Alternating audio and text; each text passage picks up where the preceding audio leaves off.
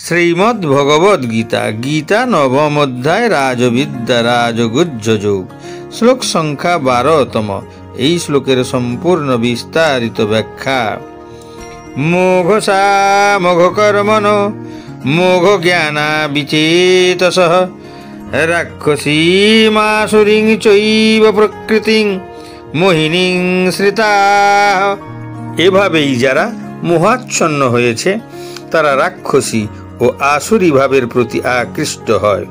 সেই মোহাচ্ছন্ন অবস্থায় তাদের মুক্তি লাভের আশা, তাদের সকাম কর্ম এবং জ্ঞানের প্রয়াস সমস্তই ব্যর্থ হয়।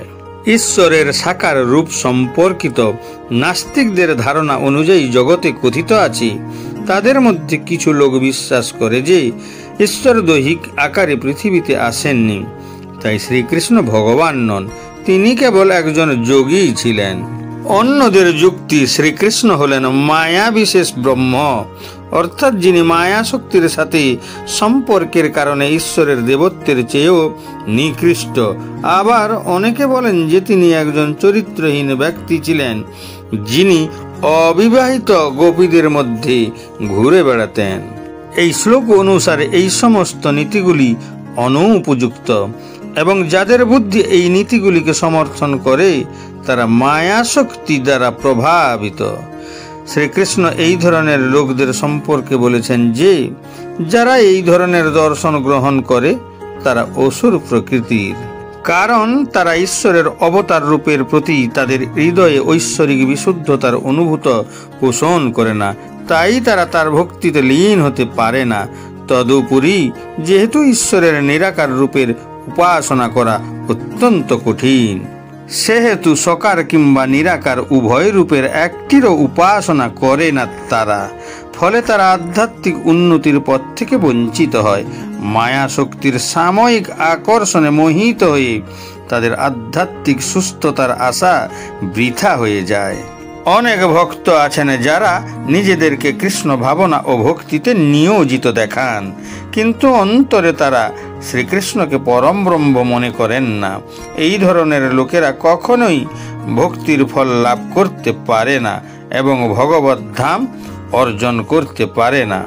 একইভাবে যারা পুণ্যকর্মে লিপ্ত হয়ে শেষ পর্যন্ত এই অস্তিত্বের বন্ধন থেকে মুক্ত হতে চায়, তারাও সফল হতে পারে না, কারণ তারা কৃষ্ণকে নিয়ে উপহাস করে। এক কথায় যারা কৃষ্ণকে নিয়ে উপহাস করে তাদের রাক্ষস বা নাস্তিক বলে গণ্য করা উচিত।